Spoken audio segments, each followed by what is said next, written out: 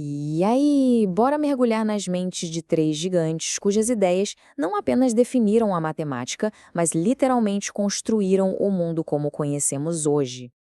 Pode parecer uma pergunta meio maluca, né? Mas a verdade é que não está tão longe assim da realidade. As contribuições de Euclides, Newton e Gauss formam uma espécie de sistema operacional invisível que roda por trás de quase tudo. Então, vamos entender essa história. Para começar, a gente precisa fazer uma viagem no tempo, mas tipo uma viagem longa mesmo, para conhecer o primeiro Titã, o homem que basicamente escreveu um manual de regras para o pensamento lógico. Estamos falando de Euclides, que viveu lá por volta de 300 a.C. E olha, o apelido dele, pai da geometria, é só a pontinha do iceberg da importância que ele teve. Imagina só, um único livro, chamado Os Elementos, foi o principal material de estudo de matemática por mais de 2.000 anos. Nenhuma outra obra científica na história chegou nem perto desse nível de influência. É impressionante. Agora, a grande sacada de Euclides, a ideia de gênio mesmo, foi o que a gente chama de sistema axiomático. A lógica dele foi tipo: e se a gente começar com umas poucas verdades que todo mundo concorda? Os tais dos axiomas. E a partir daí, usando só a lógica, a gente conseguir construir um universo inteiro de conhecimento? E isso, meus amigos, mudou as regras do jogo. Não era só sobre formas e ângulos, era um método para pensar.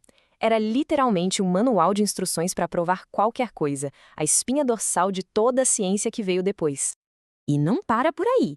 Além de organizar a geometria, ele nos deixou provas de uma beleza incrível, como a de que os números primos nunca acabam. E o mais legal, ele criou ferramentas super práticas, como o seu algoritmo, que é essencial para a criptografia que protege nossas conversas e transações digitais hoje em dia.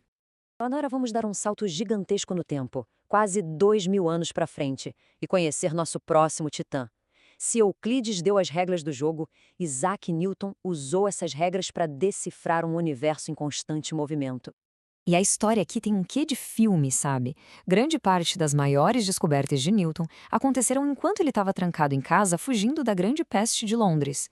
Um isolamento forçado que acabou mudando o mundo para sempre. Pois é, nesse período de quarentena, ele simplesmente inventou o cálculo, desenvolveu o teorema binomial e criou as bases da análise numérica. Foi, sem exagero, um dos momentos de maior explosão de genialidade da história. E tudo aconteceu no silêncio do isolamento. Então, qual é a grande lição disso? É que o cálculo virou a linguagem oficial da mudança. É a matemática que permite descrever tudo, desde a órbita de um planeta até as flutuações da bolsa de valores.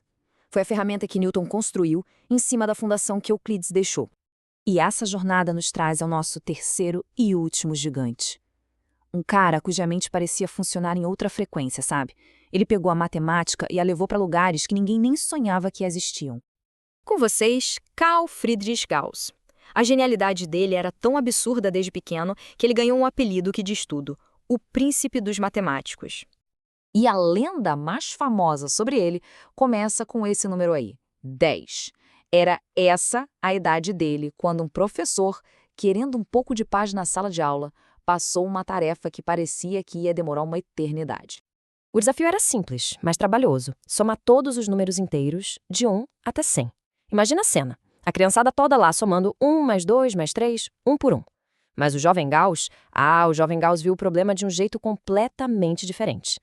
Ele sacou na hora que dava para juntar os números impares. Tipo, 1 mais 100 dá 101. 2 mais 99, 101 também.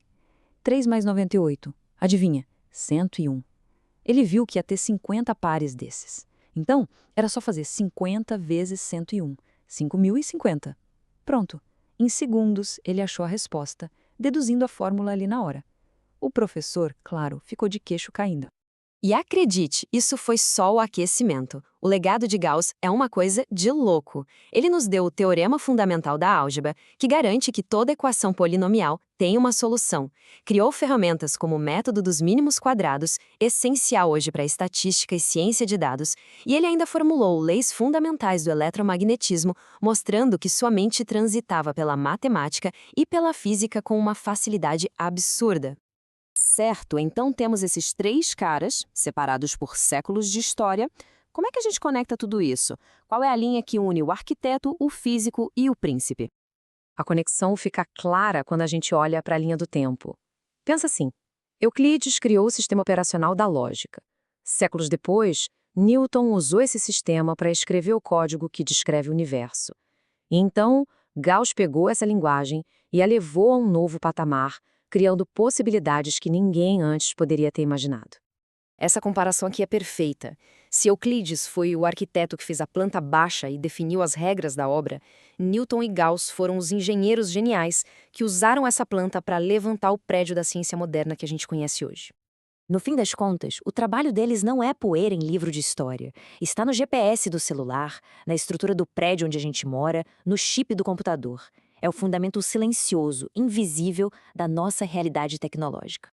E tudo isso deixa uma pergunta no ar, né? A história não terminou com eles, claro. A matemática continua evoluindo. O que nos faz pensar?